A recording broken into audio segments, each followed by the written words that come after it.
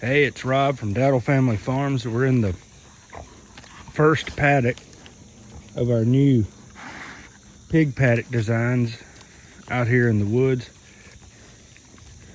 Pigs have been finding something right around these dead logs here that they're fighting over.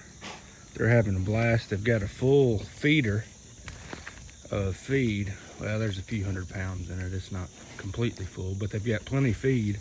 And they're out here rooting around, playing, eating, and gnawing on stumps.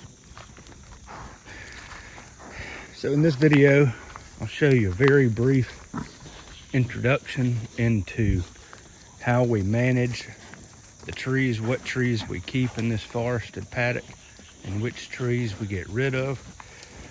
If you look up into the canopy here, for the most part, this is a pretty closed canopy. There's a little bit of light that comes through. If the sun were out, we could see a little more. But so there's not a whole lot of light that gets down to the forest floor. Also, these trees, they're not spreading, they're going straight up, and there's just a little bit of light there. So what we do is we thin some of the trees out that we don't want, and in that process it opens the canopy up for the trees that we do want to spread to get more sunlight, so they can do more, harvest more sunlight. They can grow bigger, they can grow healthier, they can produce more acorns, biomass, and be more productive in the long run. So straight ahead here, you see those are a couple oaks. Those are the bigger trees, so we'll keep them, and we'll thin out some of these smaller trees around them. Now we'll do this over the period of several years, but one of the trees that we will keep is this little tree here. It's a white oak. It's got a decent, it's kind of hard to tell in the video, but it spreads out a little bit for being such a small tree. We'll trim out this gum here and this sweet gum here as well. And that pig just knocked over that dead tree. And as we trim out the trees, cut down the trees around it, it will get more light, it'll grow better, and then it'll grow up. The reason we want to keep this oak right here is it's a white oak. And most of the oaks out here they're still the types of white oaks. They're pin oaks and water oaks and some of those kind of oaks. But we don't have a whole lot of this type of white oak in this area over here, and it just offers a diversity of trees growing. We do thin out most of the sweet gums and the black gums. They don't offer a whole lot of value. We'll keep a handful of them because they have a different soil profile, and they do add a little diversity to the forest. We also keep, I don't see any right here in this paddock close by, but there are some red maples or water maples. There are some maples. There are a few elms and some of those trees, and we keep some of them in this area as well. Maples, even though they don't produce a mast that pigs can eat, they do produce a lot of nectar and pollen early in the season for bees and pollinating insects.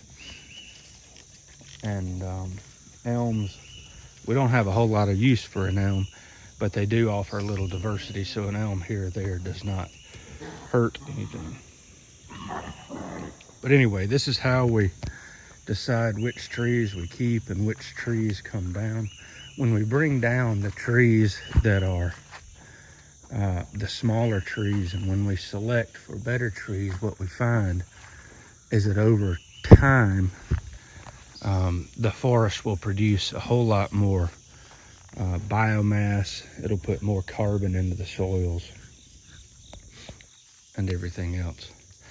When we do decide to take these trees down, some of them we may kind of ring the base of, or we may find some way of letting them die and remain standing.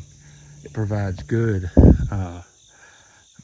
a place for the tree to start to decompose from insects and stuff, and woodpeckers will come in and facilitate that decomposition process as they look for bugs. If we drop too many of the trees, the pigs can't get around, and it's kind of chaotic as well in the wood floor. So, but some of them we will drop, and we'll let the pigs play around on it, nuzzle on it, and that kind of thing. But we'll drop a couple of them just before we move the pigs out, so the pigs can kind of toss them around and play with them for a couple days, and then we'll move the pigs to the next paddock. So this is how we begin to select some of the tree species that we want. We really like the oaks. Right here we do not have a whole lot of hickories. We do have them on the farm, but we do not have a whole lot of hickories, beeches, cherries, or others that produce a lot of masting that the pigs can eat. You do see, if you can see that vine there, it's a wild muscadine, and we do like those because they, this time of the year especially, they are dropping grapes, wild grapes that the pigs will eat. I don't particularly care for them, but the pigs do like them, and the pigs will eat them and tear them up as well. But we like the oaks. They produce a lot of food mass that cattle will eat sometimes. Of course, wildlife will eat them as well, and pigs will eat them and fatten really well on the acorns.